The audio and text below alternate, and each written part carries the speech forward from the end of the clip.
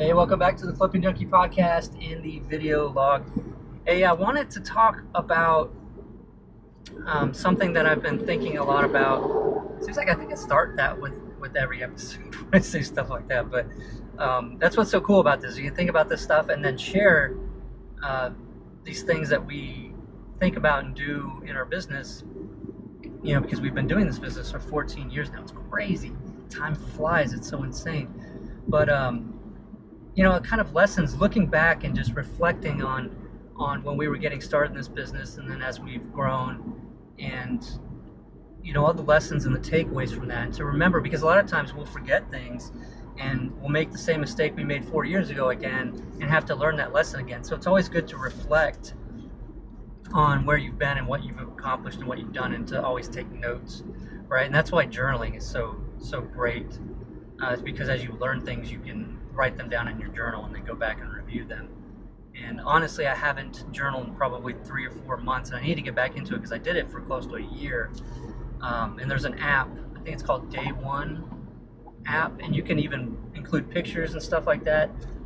So it could be your journal that includes personal and business, and then you have sort of a chronicle of your life and everything. And the way I see it is, it's so cool, and why I want to continue to do it is I can pass that down to my kids and have them see, oh man, it'd be so cool to be able to see that from my dad or my grandfather, like all the things that their daily experiences and what they went through. But where I was going with this is that so many people get into the business for freedom, right? And I think most of us do. Is money and freedom, time, but I think the freedom is the bigger driving force, right? It's the bigger why people get into flipping houses and real estate investing, and they want to be their own boss and not have to, be a part of someone else's plan. They want to make a plan for themselves. I wanted to make a plan for myself. I wanted to live my life and make the rules and decide on when I can go on vacation for how long, and all of that stuff. And we get into it, we've never really had a business before, and so it's new to a lot of us. And we've got to learn how to be a business owner and a house flipper and a real estate investor, and there's a lot of things to learn. And most of us do it just by ourselves, right? So we do everything. We wear all the hats. We have to learn how to market. We have to learn how to do sales, how to do acquisitions, basically talking with motivated sellers or working with agents to get deals. And we've got to learn how to do the transactions, get the deals closed, get the money lined up, all of this stuff. And then we've got to be able to wholesale the houses or flip the houses, rehab them, be a contractor, and schedule contractors, and all of that stuff. There's so much to learn, and we do all of it. It's crazy. And Melissa and I we did that for so many years, where it was just us, and probably 9 or 10 years at least. It was just us. And over the last several years, we've been focused on growing the business. And for a long time, I felt like I was the only person that could do things as well as I could do them. Melissa typically has handled a lot of the bookkeeping and then the rehabbing plan, so the design of the houses for the rehabs that we're doing, and then selling the properties. And we even sold properties ourselves for the longest time, where we were doing FSBO. And I'll tell you what, if something is not draining and time consuming as doing that, like putting signs out, taking all those calls, having no shows when you go to show the properties, and then finding out people can't even qualify to buy the house, man, what a drain. And I think that was probably one of our first people we started working with, other than the title company, was a realtor. And our realtor, Laura, is awesome. We absolutely love her, and she saves us so much time. And obviously we have to pay out the commission, but it's so worth it. That time, again, back to this whole freedom thing that we want when we get into this business, it gives us more of that time. It gives us the ability to reclaim time and have more time to focus on other things, like getting in front of sellers and getting more deals done.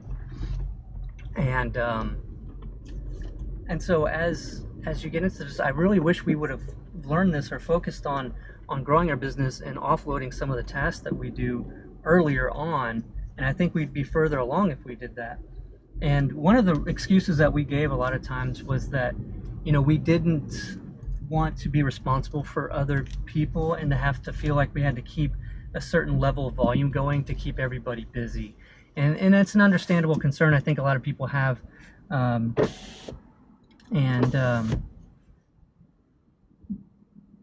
But really, when you have a team, they can keep things going and increase the volume, and you can bring yourself outside of the business and focus more time working on the business instead of in the business. And what is that? The EMyth is a good book that talks about that a lot. As far as being a business owner and focusing on the business and kind of tweaking it, like making it work very efficiently, and then having people plugged in to work those things that can be focused on it. And maybe you feel like you can do things better than somebody that you could hire to do it, or they wouldn't care as much as you. But honestly, when we're doing everything, we're spread so thin, we can't possibly do as well as somebody that's focused on only that job. And then they can be, like learning and getting excited about being the best they can at that job, that eventually they will be better than you could have ever been. And they're focused on it. And then you don't have to do it. And they're improving the systems and all that kind of stuff. So I think having a plan early on to not make excuses and not have those wrong beliefs that, if you build a team that you're going to have to keep volume hired to be responsible for those people, and you won't be able to leave for a couple months on vacation without worrying about things. When you have a team, you can leave and not have to worry about things, and you can still make money. So when we go, we kid about it with our acquisitions manager. When we go out of town, it seems like he ends up getting more deals, and it's so awesome. Like we're gone for a week and we get these texts, I got another deal, and it's just awesome. Those things wouldn't happen if it was just still us and we left town. Like things would stop, right? And even if you're trying to do it yourself and you're at a lower level, doing marketing and the different tasks get dropped even while you're still working, because the cycle that we went through for a couple of years was we would do marketing, we'd get some leads, we'd get a deal or two, and we'd be focused on that rehab. Well, guess what we did? While we were focused on that rehab, the marketing stopped or slowed way down, and then the leads stopped coming in, the deal stopped coming in. So we'd get that house done, we'd get it sold, and then we wouldn't have anything in our pipeline. And getting that consistency is what gets that traction in your business to get it really going.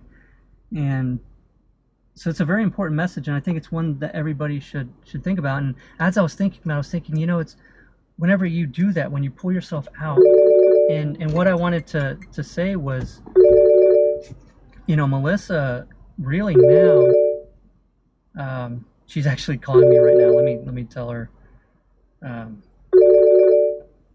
I'll pull her up. Hey, you're on the podcast. I'm recording right now. Oh my gosh. I'll call you right back. Sorry. Okay? I'll call you right back. Okay, bye. I love you. Bye.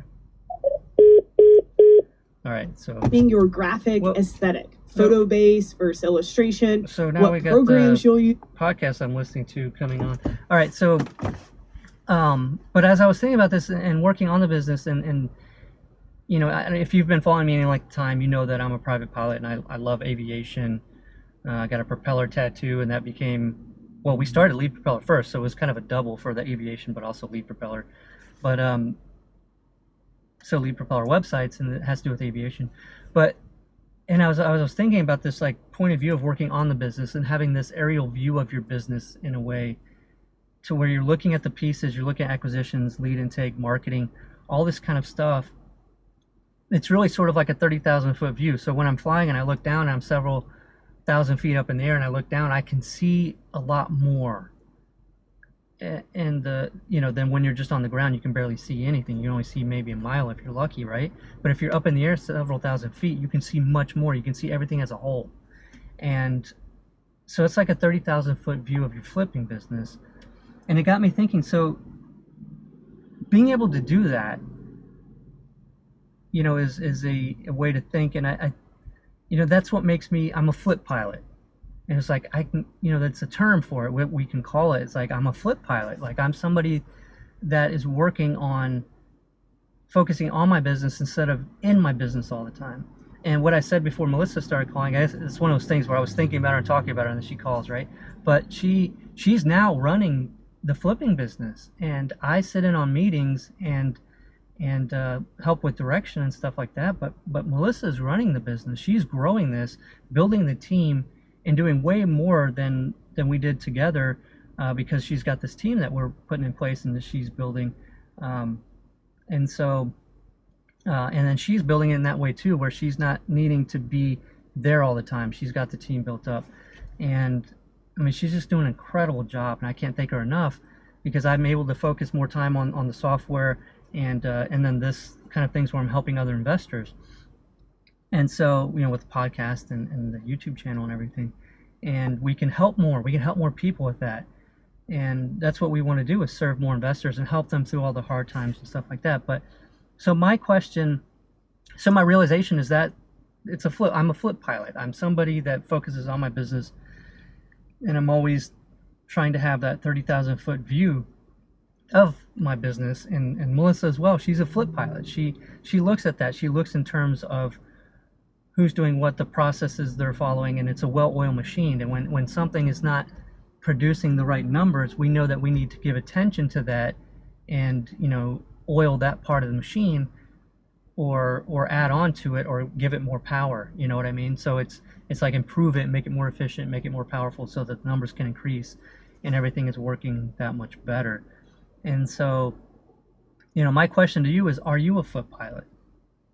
Are you somebody that's trying to do everything yourself? Are you trying to do all the marketing and then have to switch over once you get a deal, start focusing on the rehab and then sell it, and then you're back to square one, where your marketing hasn't compounded and built up, and you've got to start building up the marketing again? So you're taking your one marketing hat off, putting your acquisitions hat on, then your rehab hat on, then your selling hat on, and then back to the marketing hat, and you're kind of going through that process, and you're feeling like it's hard to get traction because you can't keep your marketing consistent, you can't keep your deal funnels consistent.